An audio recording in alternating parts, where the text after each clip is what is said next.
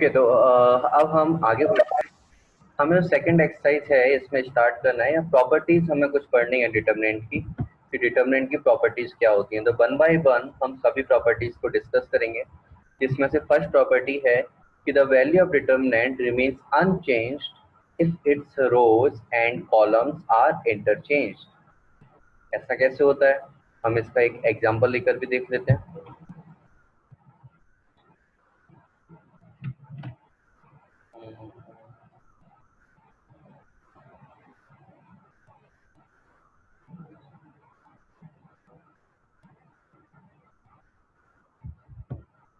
यदि हमारे पास ऐसा कोई एक डिटरमिनेंट है और हम इसमें चाहते हैं कि ये जो कॉलम 2 है कॉलम 3 से क्या हो जाए, एक्सचेंज हो जाए, कि कॉलम सॉरी जो हमने मैट्रिक्स में किया था ना, क्या किया था, ट्रांसपोज लेने वाला काम। तो यहाँ वही चीज बोली गई है कि यदि हम रो और कॉलम को आपस में क्या कर दें, इंटरचेंज कर दें, मतलब इसको ट्रांसपोज ले लें डेल्टा डैश, तो कितना हो जाएगा, A1 A2 A3 B1 B2 B3 and C1 C2 C3 and then determinant लेंगे तो वैल्यू वो सेम ही आएगी।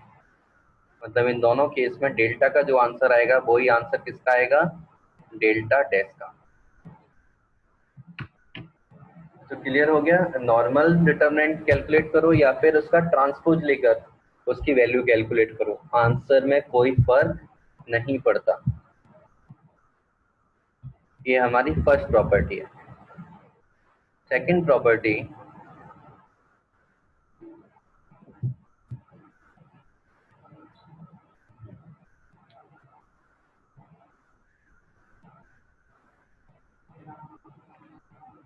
सेकंड प्रॉपर्टी में हमें बोला जाता है कि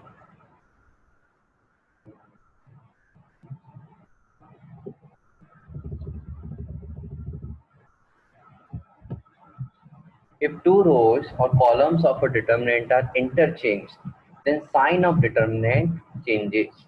इसका मतलब है कि यदि मैं चाहता हूँ कि ये जो कॉलम है आपस में इनको क्या कर दूं, मैं इंटरचेंज कर दूं। इस C1 को क्या बना दें, C2 को क्या बना दें C3, एंड C3 वाला एलिमेंट कहाँ पहुंच जाए, C2 की जगह। तो हम ऐसा एज्यूम कर लेते हैं दिस इज डेल्टा 1, और एक दूसरा जो होगा डिटरमिनेंट वो डेल्टा 2 ले लेते हैं। वो कैसा होगा, A1 B1 C1 फिर A3 B3 C3, क्योंकि हमने इंटरचेंज कर दिया C2 और C1 को, A2 B2 एंड C2। ये हमारा क्या हो गया, दूसरा डिटरमिनेंट हो गया। अब इसकी कुछ भी न्यूमेरिकल वैल्यू आएगी, तो न्यूमेरिकल वैल्यू क्या होगी,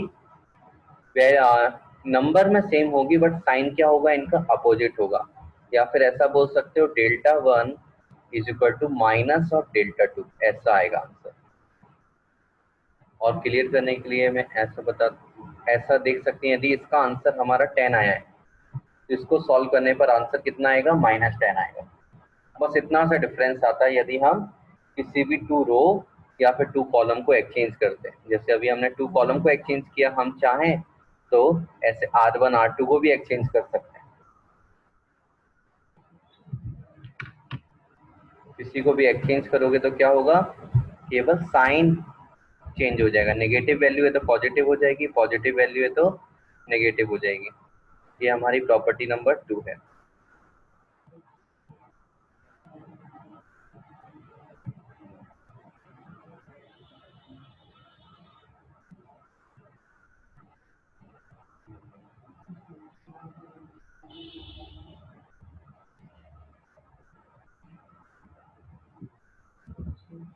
प्रॉपर्टी नंबर 3 बहुत ज्यादा इंपॉर्टेंट है।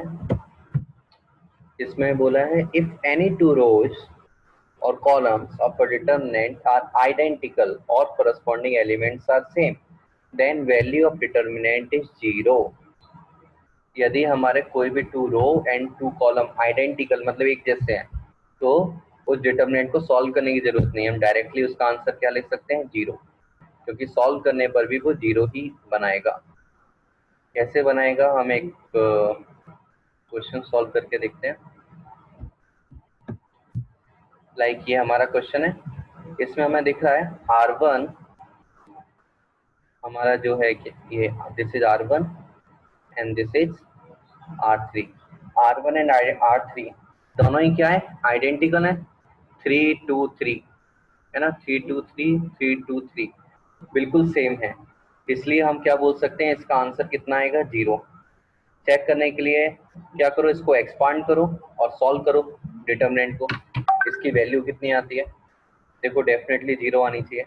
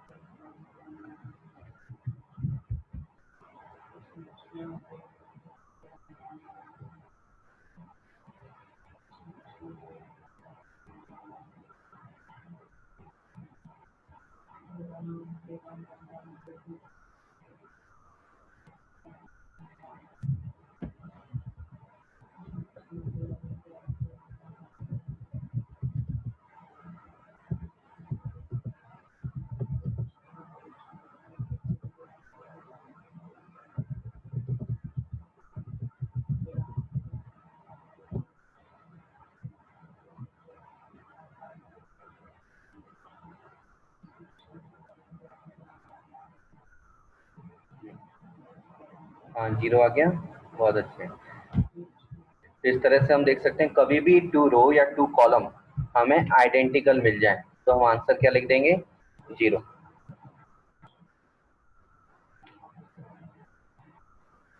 नाउ फोर्थ प्रॉपर्टी,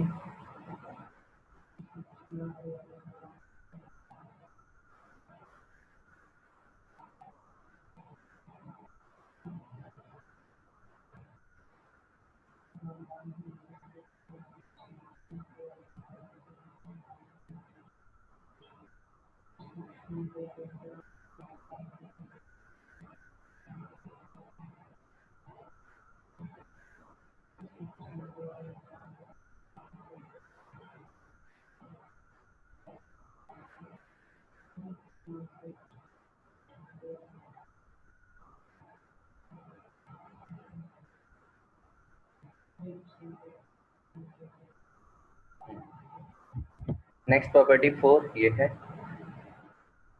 बोला if each element of a row or column of a determinant is multiplied by constant k, then its value gets multiplied by k। इसका meaning है कि यदि किसी को भी किसी नंबर से मल्टीप्लाई किया जाए, तो ये चीज तो हमने देखी थी, एक हमें डेल्टा है, यदि इसको हम k से मल्टीप्लाई करते हैं, किससे मल्टीप्लाई किया, k से, तो वही किसी एक रो या किसी एक कॉलम में मल्टीप्लाई होता है। तो डेल्टा 1 मतलब क्या है, k टाइम्स इनटू डेल्टा, तो इसलिए k का मल्टीप्लाई कहाँ हुआ, ओनली R1 में। ये तो हमें मालूम है, पर ये जो बोल रहा है वो क्या बोल रहा है कि सपोज इसका वैल्यू कितना है 10 और हमने k को ले लिया सपोज 2, तो यदि 2 का मल्टीप्लाई किया तो रो 1 में तो होगा, लेकिन जब इसको एक्सपांड करेंगे तो ये वैल्यू कितनी आएगी, 2 into 10 is equal to 20। Determinant में जिस भी नंबर से मल्टीप्लाई किया जाएगा तो एक्सपांड होने के बाद उसकी वैल्यू भी उतने ही टाइम्स हो जाएगी।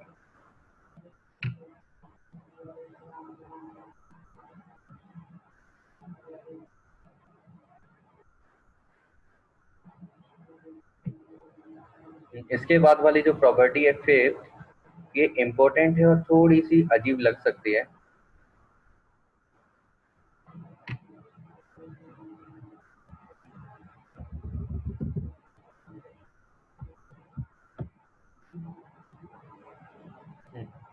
चलो, if some or all elements of a row or column of a determinant are expressed as sum of two or more terms, then the determinant can be expressed as sum of two or more determinants.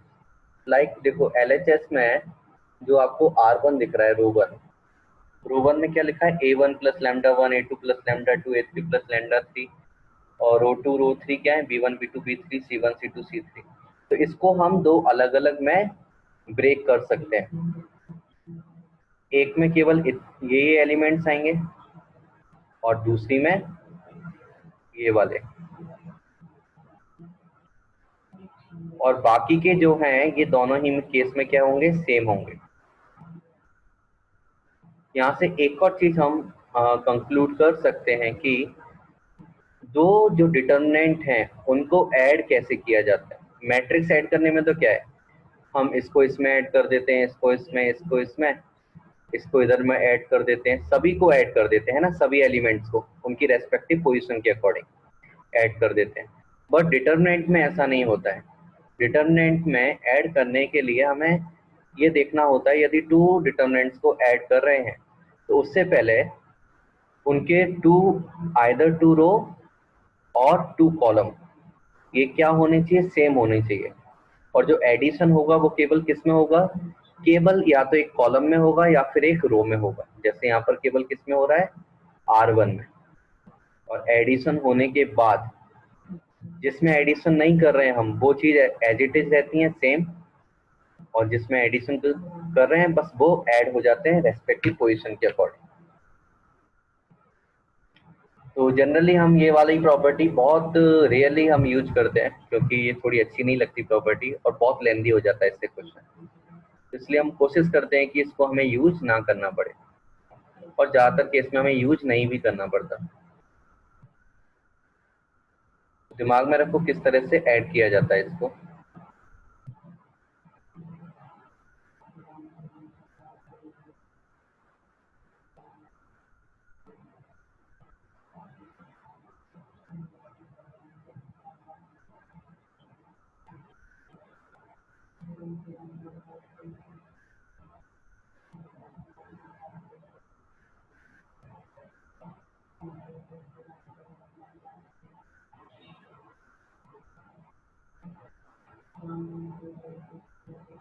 Next property,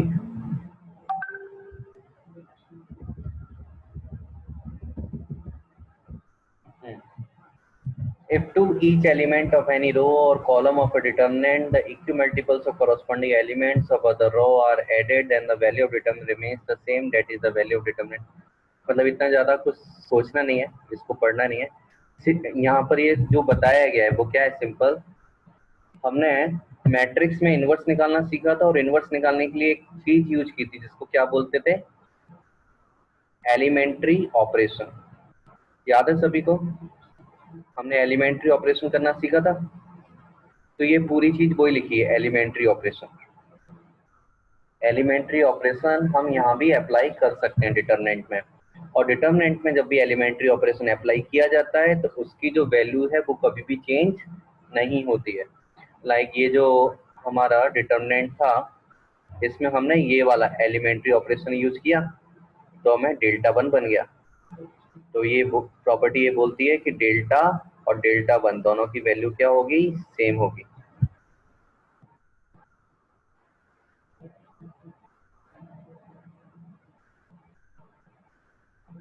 clear है सभी को, क्या बताया इस property में,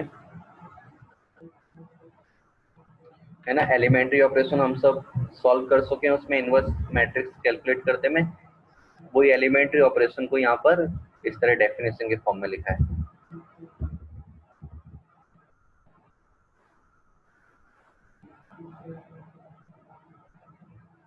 तो ये क्या है, हमारे 6 टोटल प्रॉपर्टीज थी, और इन प्रॉपर्टीज पर बेस्ड हमें क्या करने हैं, क्वेश्चंस करने हैं। ये क्वेश्चंस हम अब करते हैं। जैसे देखो, हम इन अब क्वेश्चंस करने का तरीका थोड़ा हमारा चेंज हो जाएगा इन प्रॉपर्टीज को यूज करते हुए।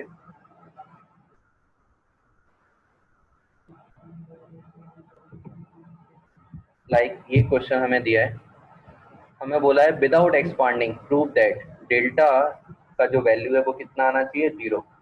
हमारे पास एक मेथड है कि हम इसको एक्सपांड कर दें। एक्सपांशन में क्या होगा, ये क्वेश्चन लेंदी हो जाएगा, है ना।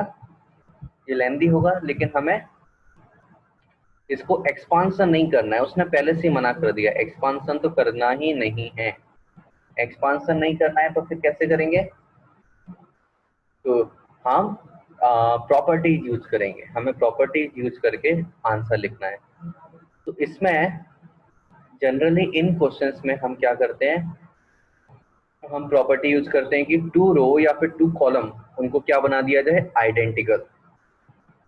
हम क्या करते हैं, पहले हम आइडेंटिकल वाली प्रॉपर्टी यूज करते हैं, आइडेंटिकल बनाने की कोशिश करते हैं। और वो कैसे करेंगे, वो यूज करेंगे हम उसमें एलिमेंट्री ऑपरेशन। एलिमेंट्री ऑपरेशन को हम यूज करते हैं। इसके लिए कैसे करेंगे, देखो अब ये हमारा जो क्वेश्चन है, यहाँ मैं एक एलिमेंट्री ऑपरेशन अप्लाई करना चाहता हूँ R1 में। ये जो R1 है, ये जो R1 है, इस R1 में मैं ऐड करना चाहता हूँ R2, जिससे हमारा जो डेल्टा है ये क्या हो जाएगा, x plus y plus z. दूसरा क्या हो जाएगा, ये भी x plus y plus z. Next क्या होगा, ये भी x plus y plus z. यहाँ क्या बचेगा, जेड एक्स वाई 1 1 1, ये हमारे रिमेनिंग रहेंगे यहाँ। देन अब क्या करेंगे, कॉमन लेंगे, taking x plus y plus z common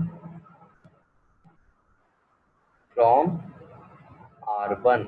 R1 से हम इसको कॉमन ले लेंगे, तो delta is equal to R1 से क्या कॉमन आ गया, x plus y plus z. अंदर क्या बचेगा, 1 जेड 1 1 x 1 1 y 1। तो हम यहाँ से अब बोल सकते हैं क्या, since R1 and R3 are identical, दोनों क्या हैं, आइडेंटिकल है। R1 and R3 are identical. Therefore delta is equal to 0. समझ में आया कैसे करना है, सिंपल हमारा एक क्वेश्चन था। हमें आइडेंटिकल वाली प्रॉपर्टी यूज करनी होती है, पर आइडेंटिकल बनाने के लिए हम कौन सी प्रॉपर्टी यूज करते हैं, सिक्स्थ प्रॉपर्टी, एलिमेंट्री ऑपरेशन। तो मुझे दिख रहा था यहाँ x plus y plus z बन सकता है, तो मैंने दोनों को ऐड किया, x plus y plus z बनाया, और फिर x plus y plus z को कॉमन निकाल दिया, जिससे क्या हो गया, ऊपर 1 1 1, R1 भी 1 1 1 और R3 भी 1 1 1, दोनों क्या हो गए, आइडेंटिकल। तो यूजिंग प्रॉपर्टी हम क्या लिख सकते हैं, डेल्टा का वैल्यू क्या होगा, 0। समझ गए किस तरह से क्वेश्चंस करने हैं हमें। और ये क्वेश्चन एग्जाम में जरूर आता है, प्रूव करने वाला, उसमें हम एलिमेंट्री ऑपरेशन जरूर अप्लाई करेंगे। किसी को कोई डाउट इस क्वेश्चन में,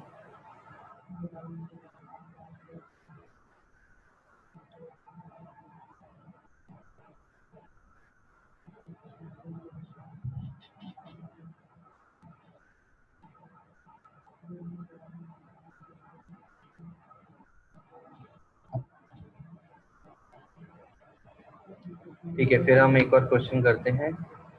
नेक्स्ट क्वेश्चन थोड़े टिपिकल होगा, ये प्रूफ वाला, और ये प्रूफ वाला जो क्वेश्चन है 4 मार्क्स में आता है।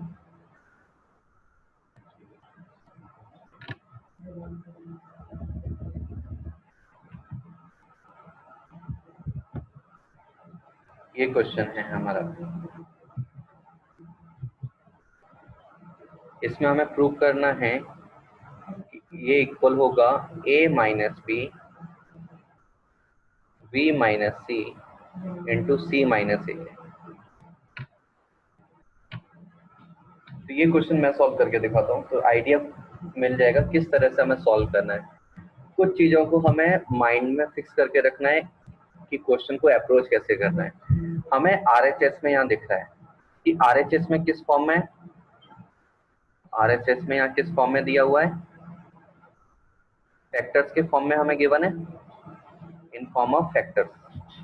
तो इसका मतलब यहाँ से यदि इसको एक्सपांड करेंगे हम, तो एक्सपांड करना तो बेवकूफ़ी होगी, क्योंकि हम फैक्टर्स नहीं बना सकते। एक्सपांड करके जो भी वैल्यू आएगी वहां से फैक्टर बनाना बहुत ज़्यादा कॉम्प्लिकेटेड हो जाएगा। तो एक्सपांशन नहीं करना, तो फिर क्या किया जाए, तो हम करेंगे एलिमेंट्री ऑपरेशन का यूज। है ना, क्या यूज करने वाले हैं? We will use elementary operation.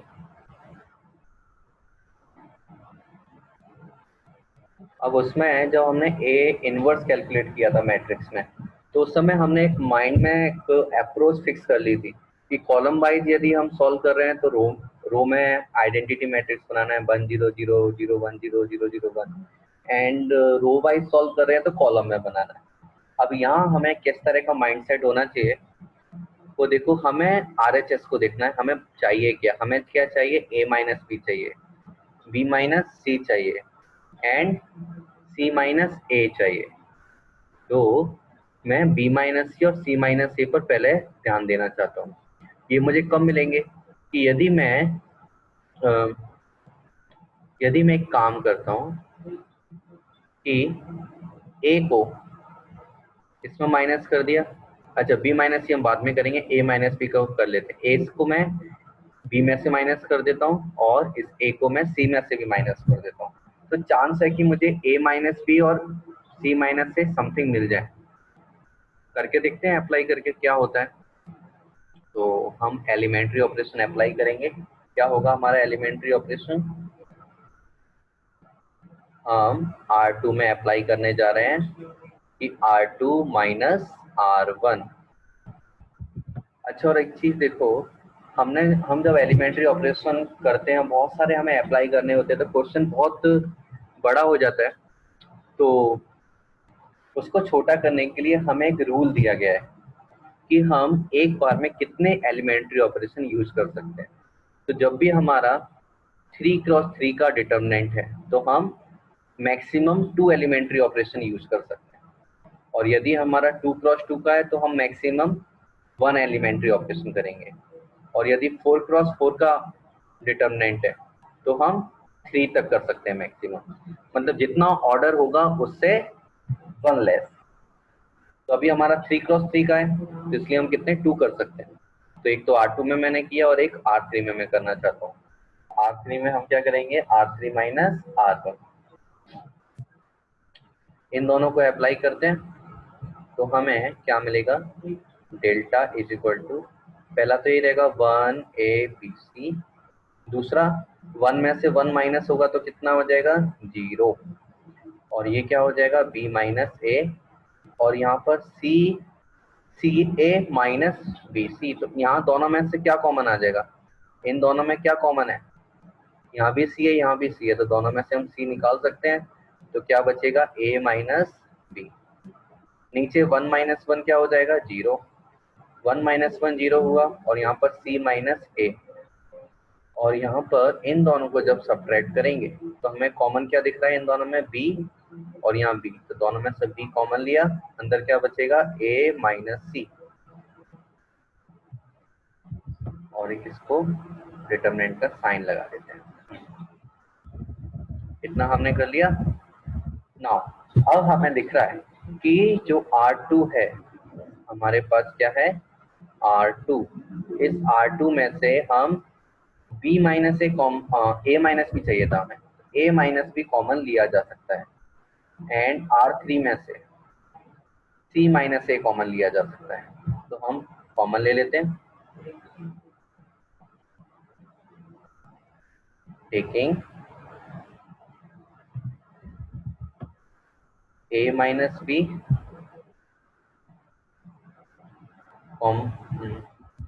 A minus B and C minus A common from R2 and R3 respectively। इस तरह से हम कॉमन ले लेंगे।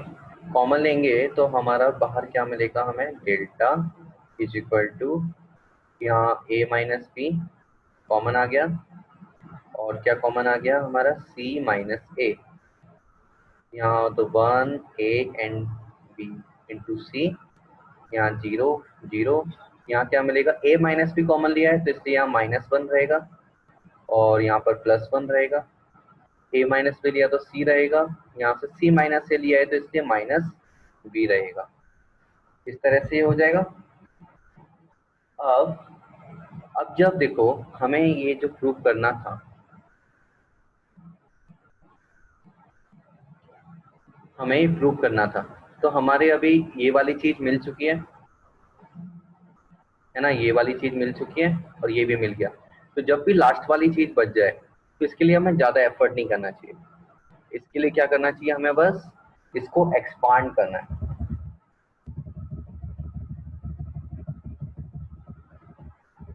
नाउ क्या किया है, करना है हमें इसको एक्सपांड कर देना है, बस एक्सपांड। अब देखो एक्सपांशन का भी यदि जल्दी करना है फास्ट, तो हमें ध्यान देना चाहिए किस में हमें 2 जीरो दिख रहे हैं। तो हमें दिख रहा है यहाँ पर, यदि हम C1 के अबाउट करेंगे तो 2 जीरो रहेंगे, तो हमारा जल्दी आंसर आ जाएगा। तो हम C आउट के अबाउट एक्सपांड करेंगे। तो delta is equal to A minus B into C minus A, bracket. अब जब 1 लेंगे तो फिर ये चला जाएगा, ये चला जाएगा, ये वाली चीजें बचेंगी। 1 यहाँ ले लिया हमने, -1 C1 एंड -b। फिर जब साइन कैसे आते हैं, अल्टरनेट, प्लस माइनस प्लस। फिर दूसरा क्या, -0 इंटू, अब जीरो के इंटू में कुछ भी लो तो क्या आएगा, जीरो ही आएगा। +0 इंटू कुछ भी लो, जीरो ही आएगा। तो उसको लिखने की हमें जरूरत नहीं है, 0 0 लिख सकते हैं। यहाँ A minus B into C minus A, अंदर क्या बचा है, 1 मल्टीप्लाई, ये क्या हो गया, ये आपस में मल्टीप्लाई होंगे तो माइनस भी आ जाएगा, दूसरा क्या आ जाएगा C, बाकी सब तो जीरो है। तो फाइनली हमें क्या मिल गया, A minus B into C minus A into B minus C. यही तो हमें प्रूव करना था।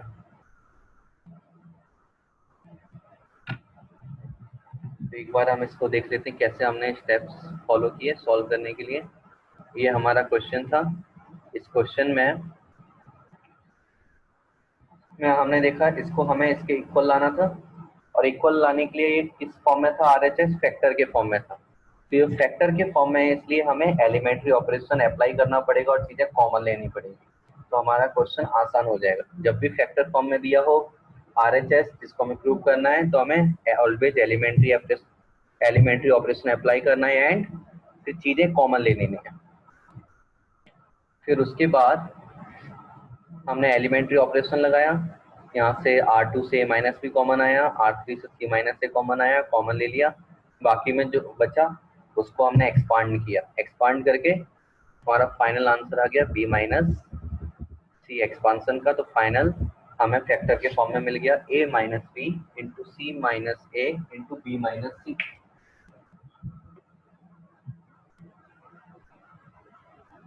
सभी को आइडिया लगा किस तरह से हमें सॉल्व करना है? किसी स्टेप में किसी को प्रॉब्लम?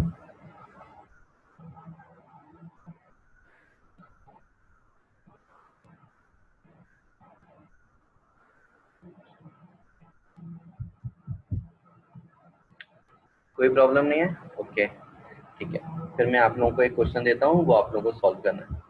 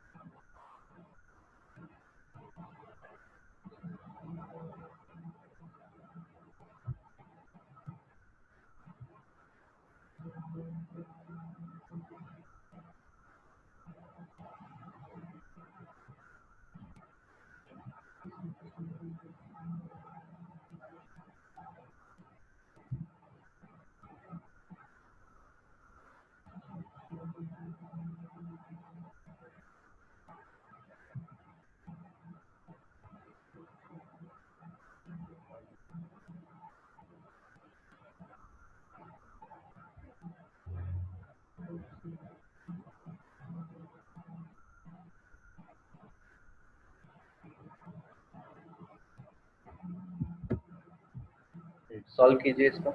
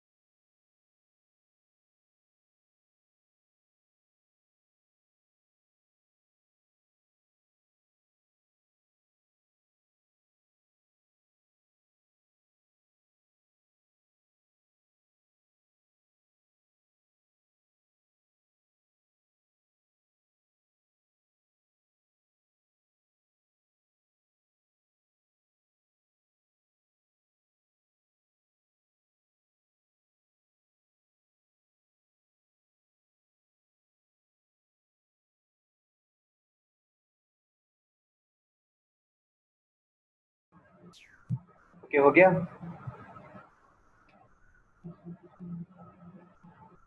ओके, पीयूष, ऋषभ, हो गया। और किसी का? ओके, अभिषेक ने भी कर लिया।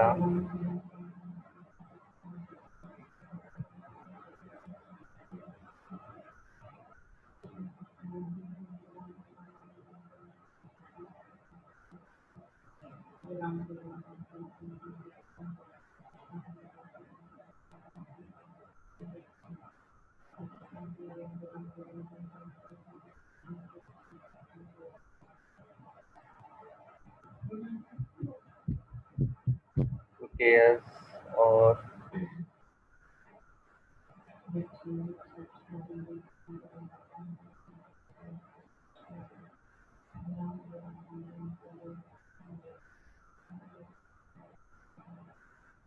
ओके, आस्था हुआ।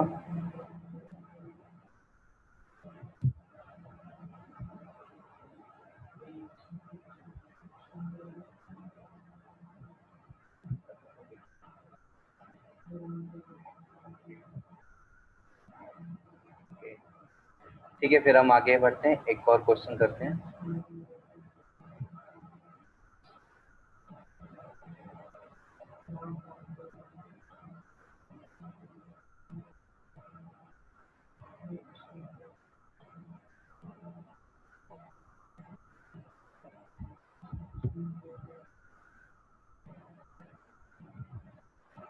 ये वाला ट्राई कीजिए।